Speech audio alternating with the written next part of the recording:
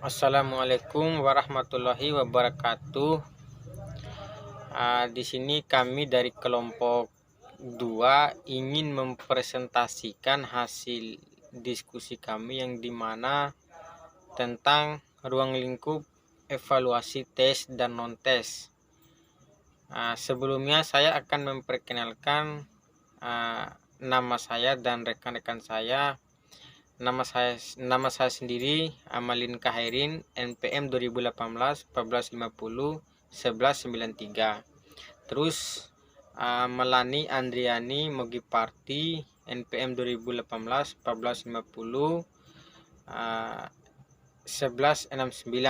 Terus ada Koresi Arios 2017 1450 1023 3. Terus ada Rachil Sara, NPM 2018 1450 2163.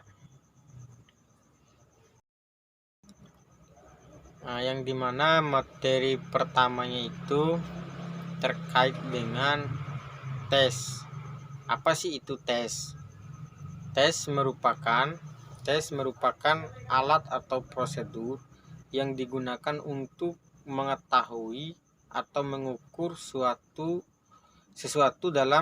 di dalam suasana dengan cara dan aturan-aturan yang sudah ditentukan. Tes hasil belajar adalah sekelompok pertanyaan atau tugas-tugas yang harus dijawab atau diselesaikan oleh siswa dengan tujuan untuk mengukur kemajuan belajar siswa. Menurut Ari Kunto 2010, tes merupakan atau prosedur yang digunakan untuk mengetahui atau mengukur suatu dalam suasana dengan cara dan aturan-aturan sudah ditentukan. Tes. Nah, yang dimana jenis-jenis tes ini mengandung 3 unsur. Yang dimana yang pertama itu ada tes tertulis. Nah, tes tertulis ini dalam pelaksanaannya lebih menekankan dan menggunakan kertas dan pensil sebagai instrumen utama, sehingga tes mengerjakan soal atau jawaban ujian pada kertas ujian secara tertulis, baik dengan tulis tangan maupun mengukur menggunakan komputer. Nah, terus yang kedua ada tes lisan, yang dimana tes lisan ini dilakukan dengan pembicaraan tatap muka antara guru dan murid. Nah, terus yang ketiga tes perbuatan. Tes perbuatan mengacu pada proses penampilan seseorang dalam melakukan sesuatu unit kerja. Tes perbuatan mencari pelaksanaan perbuatan peserta didik. Jenis-jenis tes. Di sini kita akan membahas terkait dengan tes bentuk soal. Yang pertama ada tes esai. Tes esai adalah tes yang disusun dalam bentuk pertanyaan, terstruktur dan siswa mengorganisasikan sendiri jawaban tiap pertanyaan itu dengan bahasa sendiri. Tes esai sangat bermanfaat untuk mengembangkan kemampuan dalam menjelaskan atau mengembangkan suatu pendapat dalam bahasa sendiri. Yang kedua ada tes objek. Tes objek adalah tes yang disusun sedemikian dan telah disediakan alternatif jawabannya. Tes ini terdiri dari berbagai macam tes bentuk antara lain. Nah, ada tes betul salahnya, ada tes pilihan ganda, ada tes menjodohkan, dan ada tes analisa hubungan. Nah, dalam menyelenggarakan sebuah tes ini ada beberapa cara ketika orang yang kita uji ini ada secara individu maupun secara kelompok. Yang baik Sebuah tes dikatakan baik jika memenuhi persyaratan. Yang pertama, bersifat valid atau memiliki validitas yang cukup tinggi. Suatu tes dikatakan valid bila tes itu isinya dapat mengukur apa yang seharusnya diukur.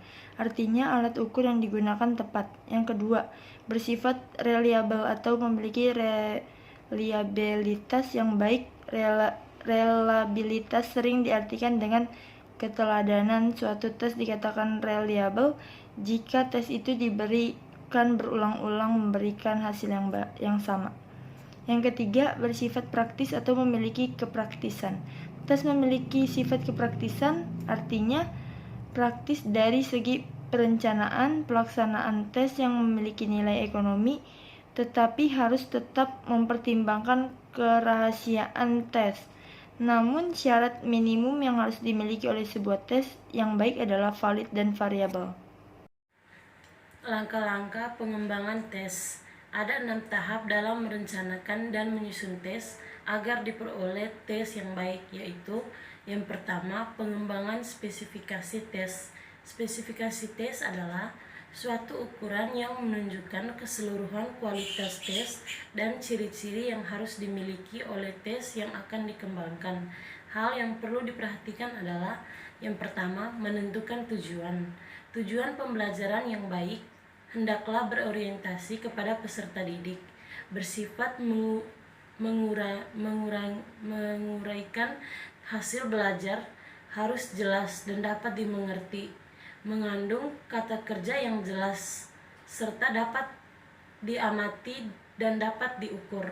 Yang kedua, menyusun kisi-kisi soal. Penyusunan kisi-kisi soal bertujuan untuk merumuskan setepat mungkin ruang lingkup, tekanan, dan bagian-bagian tes sehingga perumusan tersebut dapat menjadikan petunjuk yang efektif bagi penyusun tes. Yang ketiga, memilih tipe soal. Dalam memilih tipe soal, perlu diperhatikan kesesuaian antara tipe soal dengan materi, tujuan evaluasi, scoring, pengelolaan hasil evaluasi, penyelenggaraan tes, serta ketersediaan dana dan kepraktisan. Yang keempat, merencanakan tingkat kesukaran soal. Untuk soal objektif dapat diketahui melalui uji coba atau dapat juga diperkirakan berdasarkan berat ringannya beban penyelesaian soal tersebut. Yang kelima, merencanakan banyak soal. Yang keenam, merencanakan jadwal penerbitan soal. Non-tes. Teknik ini dapat digunakan sebagai suatu kritikan terhadap kelemahan teknik tes. Dengan teknik ini, maka evaluasi dilakukan dengan tanpa menguji peserta didik, melainkan dengan observasi, wawancara, dan lain-lain seperti yang akan dipaparkan. Yang pertama, teknik non-tes. Ini pun dibagi menjadi beberapa golongan, antara lain: 1. Pengamatan. Suatu proses pengamatan dan pencatatan secara sistematis, logis, objektif, dan rasional mengenai berbagai fenomena, baik dalam situasi yang sebenarnya maupun dalam situasi buatan, untuk mencapai tujuan tertentu. Yang kedua, wawancara merupakan salah satu untuk alat evaluasi jenis non-tes yang dilakukan baik langsung maupun tidak langsung dengan peserta didik. Yang ketiga, skala sikap. Peserta didik tidak hanya disuruh memilih pernyataan-pernyataan positif saja, tetapi juga pernyataan-pernyataan yang negatif. Tiap item dibagi menjadi 5 skala, yakni SS, S, TT, TS, dan STS.